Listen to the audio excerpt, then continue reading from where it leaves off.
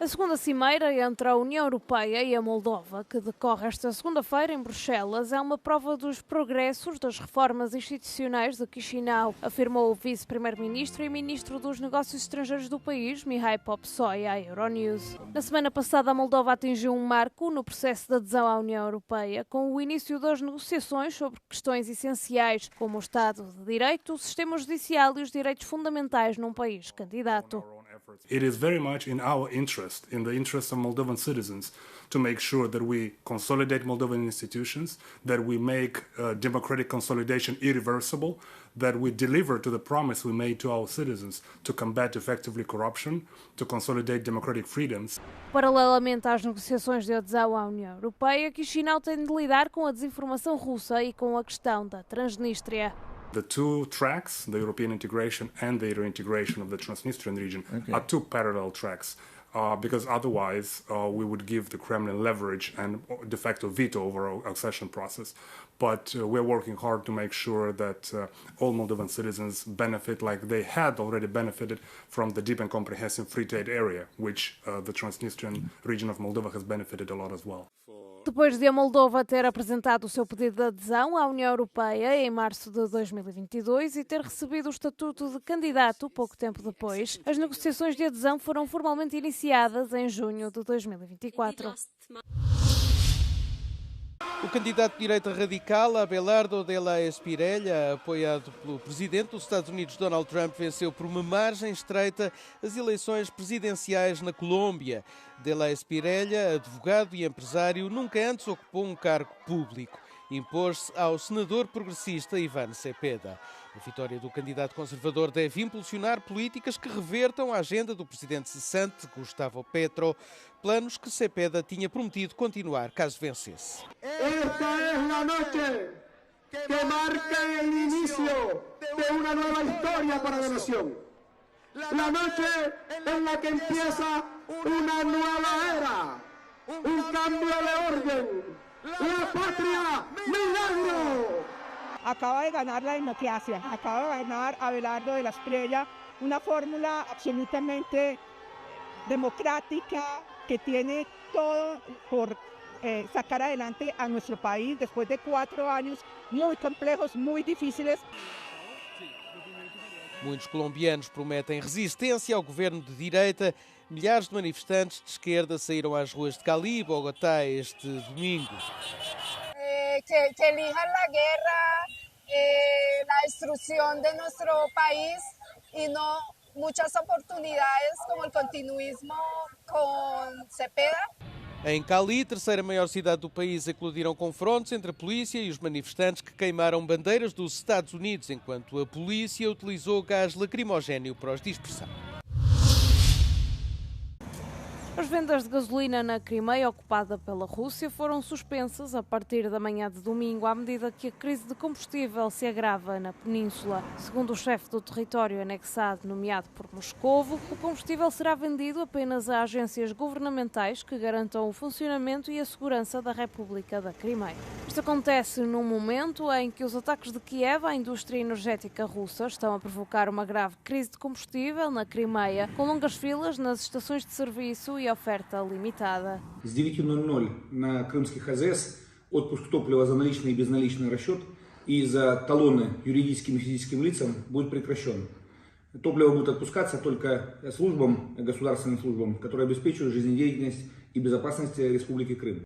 A Ucrânia tem intensificado os ataques a instalações petrolíferas russas nos últimos meses. No domingo, o presidente ucraniano, Volodymyr Zelensky, afirmou que as suas forças tinham atingido instalações em ambos os lados da ponte da Crimeia, incluindo logística marítima utilizada para o transporte de petróleo na região de Krasnodar e um depósito de petróleo em Kerch, temporariamente ocupada. Entretanto, os ataques russos à Ucrânia têm continuado, com as autoridades locais no leste do país a reportarem 3 mortes e 22 pessoas feridas no domingo. Com as temperaturas a aproximarem-se dos 40 graus nos próximos dias, as rotinas profissionais em França estão a ser alteradas. Nas vinhas de Bordeaux, a jornada laboral começa agora antes do amanhecer. Ao anteciparem os horários dos trabalhadores sazonais, as adegas querem poupá-los às horas mais quentes do dia, sobretudo para tarefas que envolvem grande esforço físico. Plutôt que de faire 8h midi, 14h, 18h, on passe à 6h30 le matin jusqu'à 14h30 l'après-midi maximum, quoi. Mas a mudança nos horários não dispensa as precauções habituais perante o calor extremo. Ce qu'on leur demande, c'est toujours d'avoir un t-shirt, alors short quand il fait chaud, et surtout toujours une casquette, se protéger et crème à bronzer pour éviter coups de soleil et insolação, quoi, tout simplement. O despertador toca mais cedo, mas os trabalhadores sazonais não se queixam. Evitam o forte calor da tarde e podem descansar quando as temperaturas se tornam uma ameaça à saúde. Ça nous laisse l'après-midi de libre pour se reposer pour le lendemain. Et là, oui, avec les températures, surtout en fin d'après-midi, c'est impossible. Por todo o território de França, a canícula perturba o dia-a-dia. Nas escolas e nas obras, os horários também são ajustados.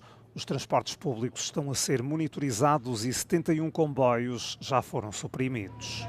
Segundo os especialistas, as ondas de calor estão a ocorrer cada vez mais cedo no ano e a tornar-se mais intensas devido às alterações climáticas. O fenómeno afeta grande parte da Europa. Os pescadores profissionais de Creta estão desesperados. O peixe-balão, espécie invasora que entrou no Mediterrâneo através do Canal do Suez, continua a devastar a biodiversidade marinha. A proliferação destes peixes afeta países mediterrâneos como Chipre e Grécia, onde este predador venenoso e altamente oportunista se tornou dominante nos últimos anos.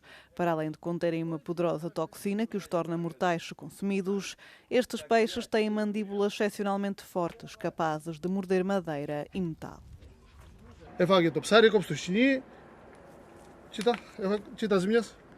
Άχρηστα τα εργαλεία. Δηλαδή αυτά σε 5 μέρες θα τα βγάλω έξω, πρέπει να πάρω άλλα. Είναι ένα ψάρι πολύ δύσκολο. Πανφάγο, τρώει ό,τι βρει.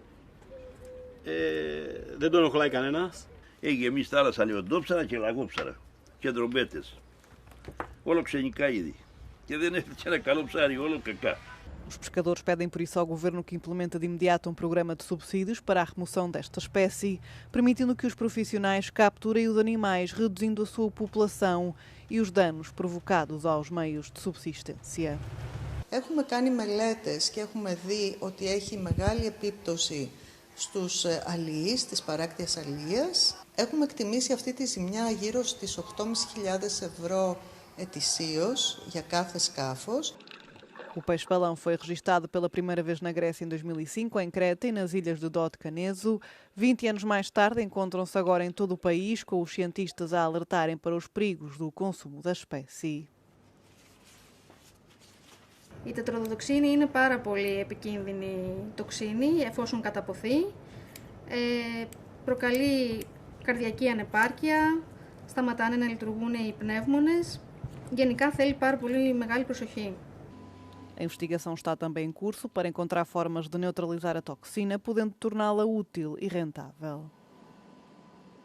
Έχουμε προχωρήσει σε έρευνα για να βρούμε τρόπους έτσι ώστε να απομακρύνουμε την τετροδοτοξίνη από τον λαγοκέφαλο και να μπορέσουμε έτσι την καθαρή βιομάζα να την εκμεταλλευτούμε σε κάποιες ήπιες εφαρμογές, π.χ. για λιπάσματα, κομπόστ και τέτοια πράγματα. Cientistas e pescadores dizem que são precisas medidas para proteger os ecossistemas marinhos.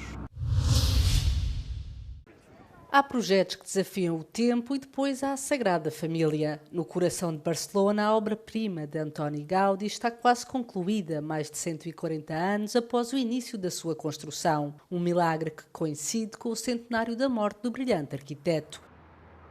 A responsável é a engenharia química que, através de um sistema modular, monta um quebra-cabeças de pedra e aço unido por 24 toneladas métricas de cola industrial, desenvolvido pela Henkel. Begonha Cantera, a engenheira responsável pelo projeto, salienta que esta cola permitiu acelerar a construção da Sagrada Família em cerca de 50 anos. Meio século de vantagens graças a uma resina que absorve umidade, sal marinho e vibrações do metro sem rachar. Hemos estado trabajando en el proceso de utilizar un adhesivo para unir el acero la piedra en la construcción de los paneles modulares que recibió su Sagrada Familia. A sua mística evoca uma floresta interior banhada pela luz dos vitrais que enchem o coração do templo de cores e reflexos. A Basílica guarda também segredos que inspiraram os Stormtroopers, os soldados imperiais de Star Wars, e até o próprio Gaudí, que também está representado na fachada. Embora nunca tenha vivido para ver a sua obra concluída, Gaudí repousa na sua cripta para toda a eternidade. Na fachada da Paixão é possível ver uma representação não convencional de Cristo, uma figura nua na cruz cuja cabeça é um livro, uma porta de entrada para o conhecimento. Após a morte de Gaudí, uma série de arquitetos assumiu o testemunho. Nos últimos anos, liderados por Jordi Folli, enfrentaram o maior desafio estrutural, a construção das torres centrais. Folli recorda que o mestre sabia que a sua obra seria concluída com recurso à tecnologia do futuro. Hemos construído las torres centrales con la técnica que quizá hace 75 años no era posible, pero ahora sí, de tesar, de grandes paneles de piedra tesada con barras de industrial en el interior. Y esta misma técnica la utilizaremos en los campanarios de la fachada de la Gloria y quizá también alguna de las columnas. Assim, a Torre de Jesus alcança agora os 172 metros de altura, tornando a Basílica a igreja mais alta do mundo. El cielo de Barcelona ya tiene dueño. La Torre de Jesucristo, la más alta de la Sagrada Familia y recientemente bendecida por el Papa León XIV en su viaje a España, vigila la ciudad condal. El gran secreto de la torre no es solo la piedra, sino la química. Una innovadora patente de adhesivos Loctite es el enlace molecular que une estas toneladas de estructura. Ingeniería al más alto nivel aplicada al arte de Gaudí. María Muñoz Morillo en Barcelona para Euronews.